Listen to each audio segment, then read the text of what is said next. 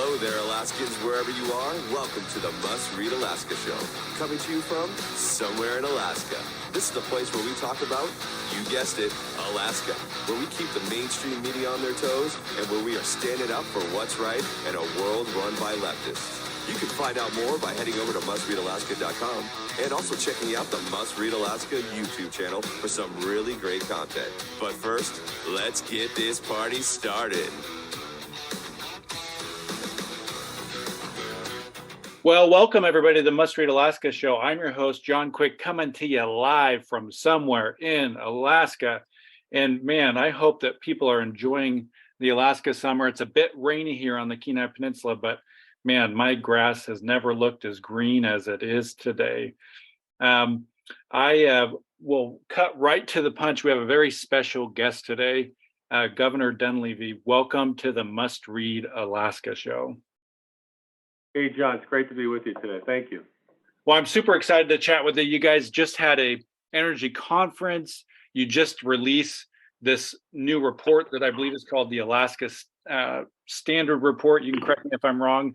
Tell me about this report and kind of the background a little bit behind how it came to fruition. So basically, the report kind of outlines what Alaska has going for it as an investment destination for those that wish to invest. For a long time, John, as you know, Alaska has been an oil giant. And some would say that during that time, we focused mainly on oil and less on other things. To Governor Parnell's credit, when he was in, he worked on making sure that Alaska was a destination for cruise ships, which have brought a lot of tourists to Alaska. And as a matter of fact, we may have record tourists this year, due in large part to his efforts to bring folks to Alaska. But we have so much to offer Alaska, and investors, ironically, at least from our perspective, interestingly, they didn't know that much about Alaska. It was almost as if we fell off the radar screen after TAP started producing oil.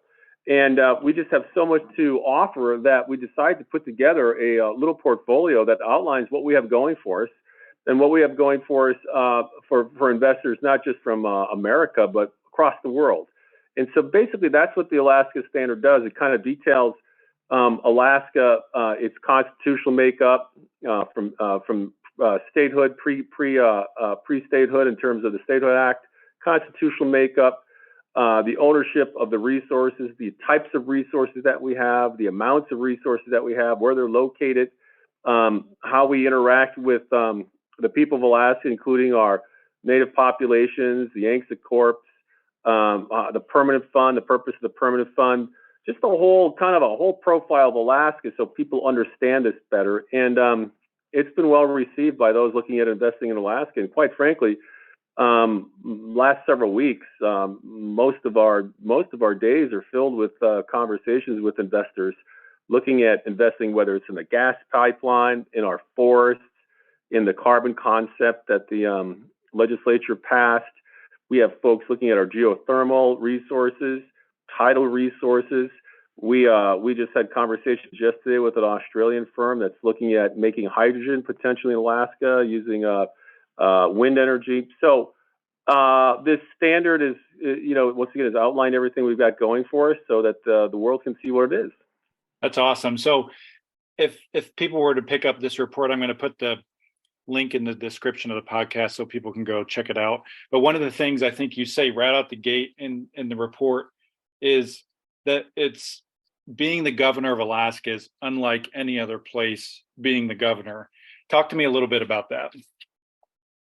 Well, first of all, John, it's the greatest state in the country, right? So it's it's unique amongst the 50. It's the biggest, it's the furthest northern, furthest western, furthest eastern state. I mean, the list goes on and on about its location, its beauty, its resources. But what's unique about the state of Alaska, there's two things, unlike any other governorship in any other state. First one is, as a condition of statehood, the federal government required the state of Alaska to collectivize all of its resources underneath the government, underneath the sovereign.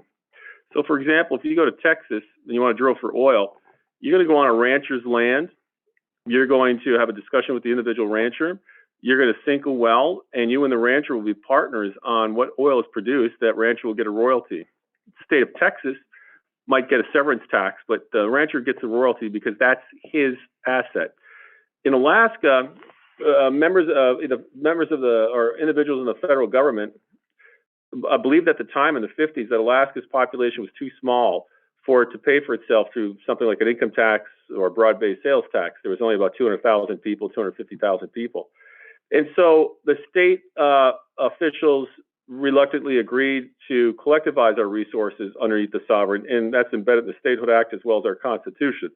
So basically, Alaska, it's 110 acres of land. The state owns all the resources. That makes a huge difference from other states, because in most other states, and especially when you look at Texas and those states east of the Mississippi River, it's almost all privately owned lands. And so that's one aspect that makes us different. The other is our Constitution with regard to the executive branch, which the governor is the head of. Unlike any other state, the governor in Alaska has the broadest powers to appoint his people. So commissioners, boards and commissions, et cetera, they're appointed by the governor. They're not elected. In many places, I'll go back to Texas again, you have many officials that occupy positions similar to what we have in Alaska, whether they're commissioners, whether they're on certain boards. They're actually elected by the people of that state, Texas. Here in Alaska, we appoint, and the legislature, in most cases, they confirm. In some cases, they don't even have to confirm. The governor just appoints. And so that was the intent of the the framers of our Constitution, was to have a very powerful executive to be able to carry out the duties of the state. So those two things make us pretty unique. I love it. So, one of the things that I think is often people don't think about is, if we're living in Anchorage or even Juneau or Kenai or the Valley, we don't necessarily think of some of the crazy high energy costs that people in these remote areas in Alaska experience.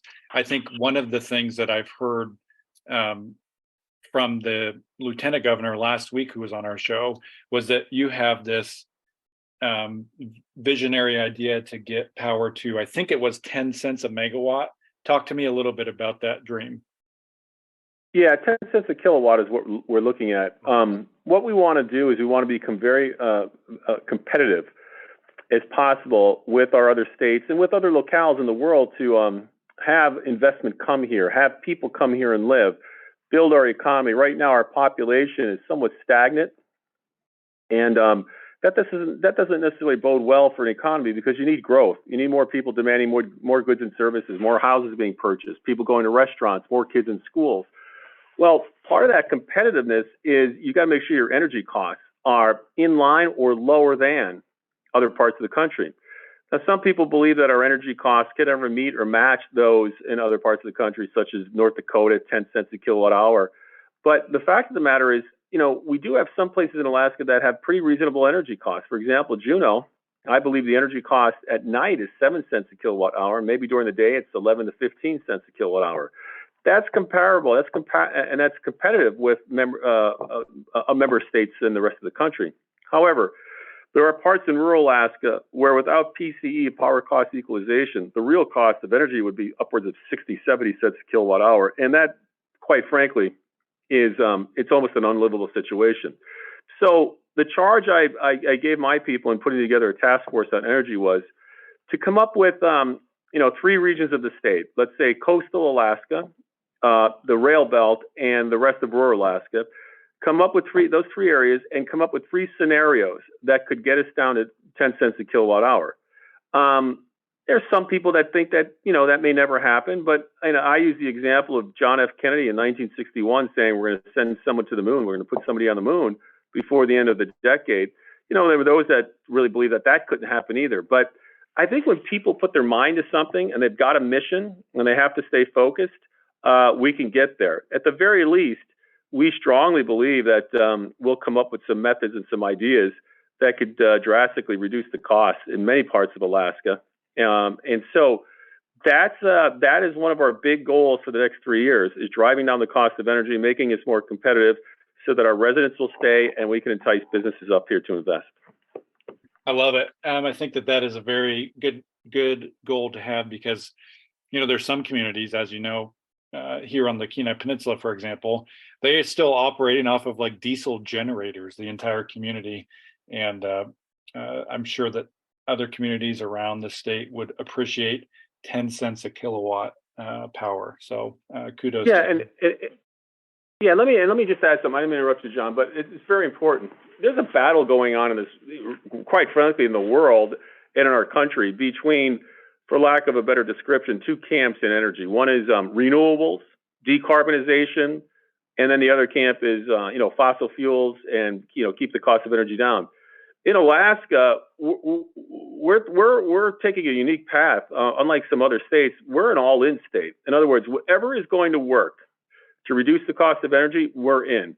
If gas is the way to go, we're going with gas. If wind power in some parts of the state works, like on Kodiak's 100% renewable right now with wind power and hydro, we're going to support that. So what you're going to see in Alaska is really, I think it's a smart move, and that is take advantage of every opportunity. Don't get wrapped up in the politics of carbon, no carbon, fossil fuel, no fossil fuel. Employ it all, work it all to the benefit of our people. So I hope that Alaska garners the reputation as being a place where if you want to take advantage of any and all opportunities, go to Alaska.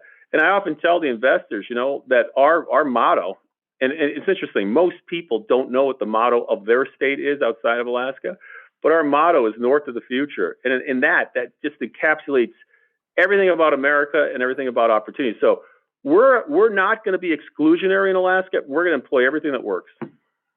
And is this what this new energy task force that the lieutenant governor is heading up, is this one of the primary responsibilities of that task force, is figuring out ways to make that dream possible? Yeah, and it's not just energy generation. They're going to be looking at energy transmission. They're going to be looking at energy distribution. They're going to be looking at what other overhead do utilities have that they charge their customers. And so you may see recommendations come out of there that you may have two rural communities that are very close together that potentially could have an intertie strung between those two close communities to reduce the cost of power from one to the other, so they can combine those two populations and scale up, which may reduce the cost overall. You'll see other outfits that'll have wind power, other outfits that'll have wind and solar, wind and hydro alone. They're doing a great project out there in Dutch Harbor on geothermal. Alaska is such a big state with isolated populations of Alaskans that it's going to have to be a multitude of approaches. And so that's why we're looking at the state and breaking it into three regions. And that's why we're looking at three different models for each of those regions to see how we can get down to 10 cents or lower as much as possible. So I'm excited to see what the results are going to be. When we have a state that's as long as the United States, one solution fits all does not really work. Right. So let's talk a little bit about LNG. I think, one of the things I think that during your first term that people were excited about was that you came into office and you kind of inherited this plan from the previous governor that maybe you weren't too excited about, and especially some of the folks that voted for you weren't too excited about. And you took a different approach on the LNG project, which I think people appreciate. And I think I'm hopeful that it could happen. Can you give us any kind of peek under the hood on where we're at with the LNG project? Because, I know that there's public meetings with AGDC and all those kinds of things, but you and I both know that the average person doesn't go listen to those kinds of things. So give us the scoop.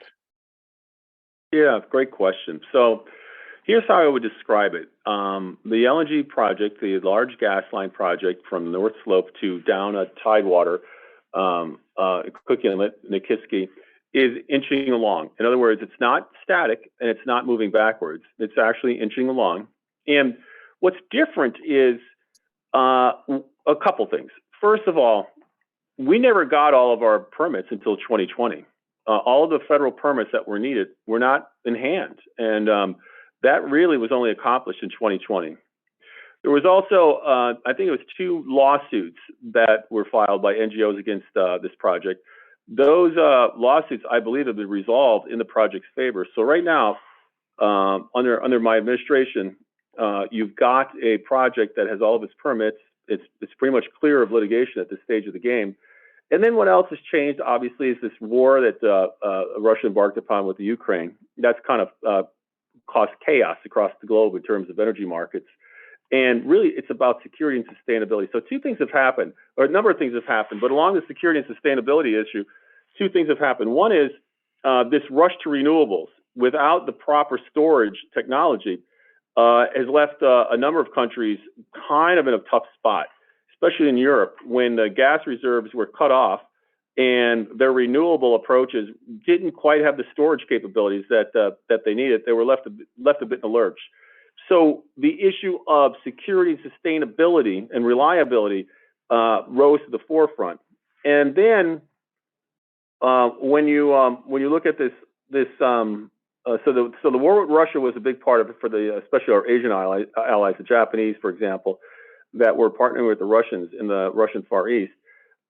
They became very concerned as to where their gas is going to come from, because they had to deal with the Fukushima fallout that occurred many years ago. Most of us are aware of, but also unstable gas supplies now because of this Russian war. So between the rush to renewables and the chaos because of the war with Ukraine and how that's sowed chaos throughout the world, Alaska is now being viewed by investors as a very stable place where it's America.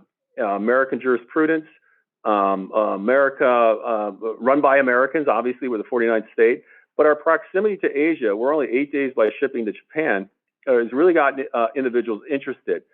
So those issues, coupled with the fact that whether one agrees with it or not, the Asian allies, the Japanese, Koreans, et cetera, they are really also focused on reducing their carbon footprint. And again, like I said, whether one agrees with that or not, that's not the issue. The issue is that that's what they are looking at. As a result, this gas project has the lowest carbon footprint of probably any project in the world. We recycle our gas. We have for some time. We put it back in the Cook Inlet, Prudhoe Bay. And we did that to use that gas as a lifter for oil. And that gas is a lifter, at least for the past decade or so, is really improve the output of oil, a more lucrative product on the slope. So that's another reason why you didn't see a gas line 20 years ago or 30 years ago, is because gas was being used in the process of getting oil to the surface. That's changed over time, and our Oil and Gas Commission just a few years ago agreed to revise how that approach was taken. And so they basically said that we can take down some gas now and sell that gas, and that would not have a material effect to much of a degree to get oil out of the ground. So a number of things have come together. The other thing about carbon is the Asian allies would like to store carbon. This is one of the reasons why we passed this carbon bill, so that we could potentially store carbon in Cook Inlet and down the road in Prudhoe and other basins within the state of Alaska. We have the ability to store more carbon than any other place in Western North America with these basins. And so carbon, the chaos in the war, the ability to use gas, blow off gas now instead of just using it for a lifter, all of these things have bode well for this project. And so I'm not going to tell people to get ready for a big parade yet, but I would say that our conversations occur almost on a weekly basis. And every time we have a conversation, we're more encouraged by investors that are looking at getting in, and discussions with our Asian allies. And so hopefully sometime in the fall, we'll have even more news, but it's inching along. That's awesome. I think that as I've watched you the last couple of years, you tend to be somebody who doesn't like to talk about it until you know it's going to happen. And so I'm glad that you're hopeful, and I'm hopeful that there's going to be more good news down the road.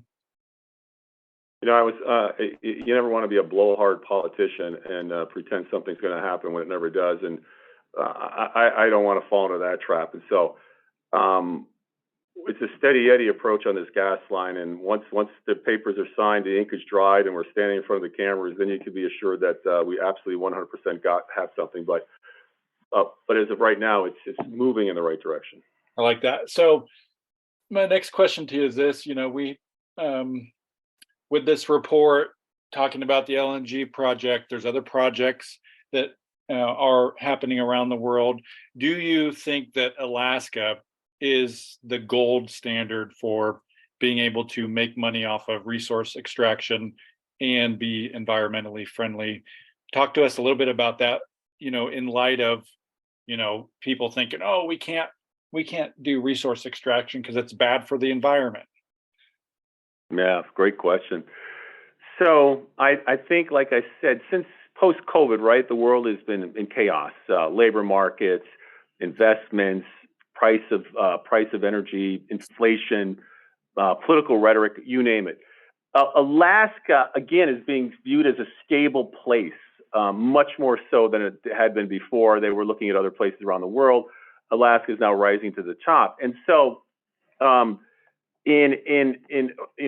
guess the best way I would answer your question is, where they used to go to places in Africa where there were no environmental controls, where there were dictatorships, where there was child labor, maybe there was also civil war going on between different ethnic groups. You don't have that in Alaska, and so that's a stabilizing factor for investors to take a look at Alaska. They also now know that when you invest in Alaska, you have a much better chance of assuring that the environment is not wrecked, because we have high environmental standards here compared to other parts of the world. And so what they're seeing is potentially a win-win. By investing in Alaska, you're investing in a more stable environment because of the fact that we are America, our Constitution, et cetera. We have a track record in Alaska of doing resource development actually pretty well. And then this coupled with the chaos that's happening throughout the world, they feel that by investing here in Alaska, we're going to take care of the environment. We don't have child labor issues. We don't have dictatorships going on in the state of Alaska, because it is the United States of America.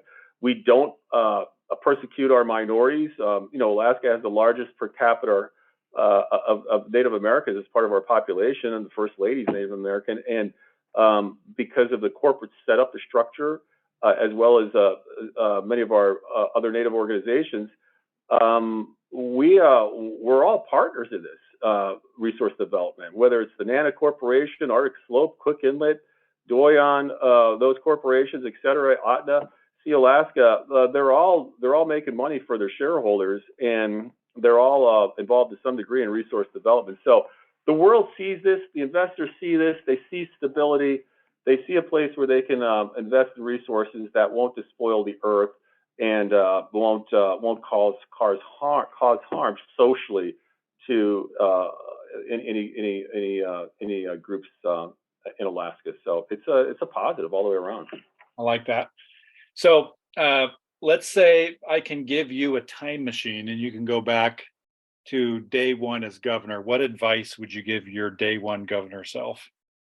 Just day one as governor. I was hoping you go back to, I think it was like 72 or something, or 73, where I was going to spend all my paperboy money on secretariat at Belmont, and I would have been a millionaire as an 11-year-old. But we'll just go back to being governor. So ask the question one more time, John, because I was thinking about winning money back in the 70s. Yeah, so you got a time machine. You can go back to day one as governor. What advice would you give your day one governor self? That's a good question. And people have asked me that before. And, it may be somewhat, I don't know, the answer may not be as exciting as some people think, because I was a superintendent of schools. And so, politics was no stranger to me. Dealing with the public was no stranger to me. Dealing with staff and departments was no stranger to me. I would say that, I couldn't have conceived of a pandemic. I couldn't have conceived of, negative $3 barrel oil. What advice would I give Dunleavy on his first day? Just tighten your seatbelt up a little tighter than maybe you did. maybe put the shoulder harness on. But I would say that for anyone that's aspiring to be a governor, and quite frankly, it's the most exciting job I think anyone could have. You really have to have a mission, and I did have a mission coming in. I wanted to make sure that we became a safer state, that we could drive down the cost of energy. I wanted to make sure that Alaska got back on the map so that we could get investors up here. I mean, I'm fortunate, John. My 3 daughters are in state working, and they're in state working at Red Dog Mine, and it's a pretty good paying proposition for them. So they're living the Alaska dream.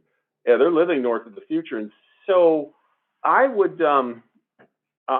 say that it's really, let me just turn the question a little bit. For anyone coming into the job, you really should come into this because you have a mission, not just because you want to be governor, not just because you want to dress up in a tuxedo and go to a dance or go to a ball and drink champagne, all of which I'm not. I guess I have a reputation. I'm not really, focusing on that stuff. But it's really solving problems. It's really driving Alaska towards its potential. That's that would be any advice I'd give anyone coming in here is, if you're going to run for governor, and for that fact, any office, to be honest with you, it could be a brutal, long couple years if all you did was run because you wanted to, quote, be governor. But if you have a mission, if you have a mission, you want to make it a safer place. You want to improve education. You want to drive down the cost of energy. You want to grow food and make Alaska self-sufficient, et cetera, et cetera, et cetera. It's an amazing job. Let me just put it that way. Nice. Well, we've 30 minutes has gone by in a flash. Do you have any last minute thoughts for folks? The floor is yours. Talk about whatever. Yeah, it's a great state. I mean, we complain sometimes about the weather, like this summer is a cool summer, it's a wet summer. But what we don't realize is you got places like Texas that's 114 degrees. Their power grids are being strained. That's a dangerous heat level. Here it's 55, 57 degrees. I frankly, I kind of like the cool weather personally. But we got a great place here. We were one of only 2 states during the time where they were rioting and burning and looting here a couple of years ago that we didn't have any of that here in the state of Alaska. We support our police here. We don't say defund them. We support our military. We're so thankful they're here. We get along reasonably well, and over 100 languages are spoken in the Anchorage schools. Like I mentioned, we have a very large Native population, which I am a very proud member of the Alaska community. When I look at what our Native Americans have done up here in terms of their corporate world, their tribal world, their consortiums, their health consortiums. I mean, all key in the fabric of Alaska. So I would just tell the people of Alaska, there's always going to be something one can complain about, and that's just human nature. I mean, we all do that, but boy, compared to other places in the world and some other places in the United States, I think Alaska's best next several decades are going to be some of the most exciting, positive, opportunity for everybody that this state has ever seen. And I think our location on the map is going to bode well. Our resources will bode well. Our stability is going to bode well. So I would say if people are thinking about going somewhere else, I think they're going to miss out on some exciting things that are going to happen here in the state, to be honest with you. Well, Governor, I really appreciate your time, and we wish you nothing but success here from Must Read Alaska. And you're always welcome on anytime you'd like on the Must Read Alaska show. And for folks tuning in, we're going to put that report into the description of the podcast so you can go and download it. And if folks are interested in helping keep the lights on here at Must Read Alaska, just go to mustreadalaska.com. On the right-hand side there's a little donate button. Every $5, $10, $100 helps. Until next time, I'm John Quick from somewhere in Alaska. Thank you so much, Governor. Hey, thank you, John. Have a great 4th of July. Greatest country in the world. Appreciate it. See ya.